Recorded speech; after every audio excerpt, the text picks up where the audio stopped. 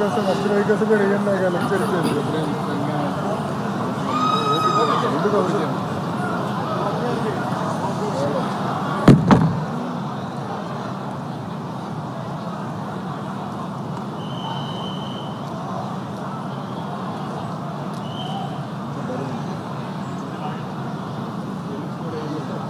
తెలుగు తెలుగులో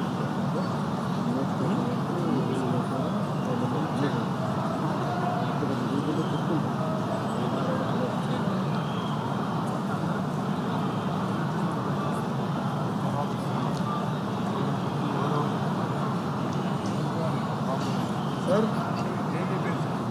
daily one page అందుకే బరువు పెరిగింది మోడీ గారు తన బాగా మోడీ గారు తన అంత బాగా ఎందుకంటే ఇరికించాలంటే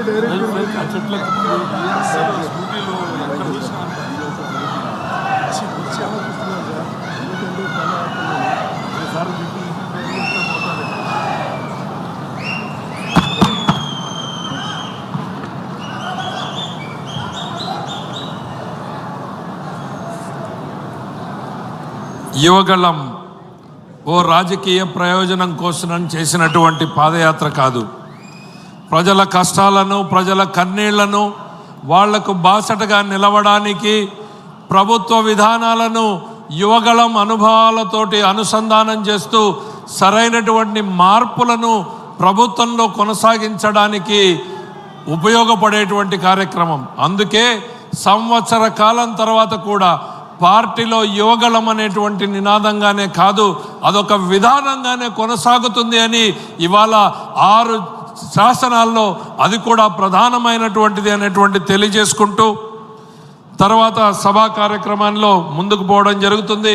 మరొకసారి గుర్తు చేస్తా ఉన్నా, వర్కింగ్ లంచ్ ఉంది, భోజనాలు నడుస్తూ ఉన్నాయి, సభా కార్యక్రమం కొనసాగుతూనే ఉంటుంది. విడతల వారీగా వెళ్ళాలనుకున్న వాళ్ళు వెళ్ళి భోంచేసి రావచ్చు.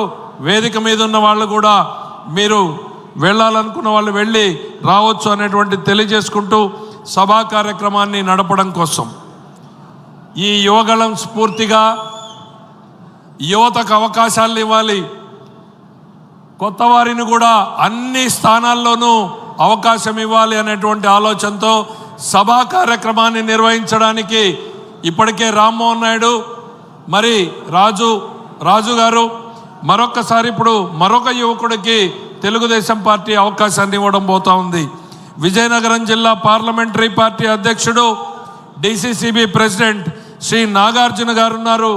యువకుడిగా సభా కార్యక్రమాన్ని నడపాల్సిందిగా ఆయన ఆహ్వానిస్తున్నాను.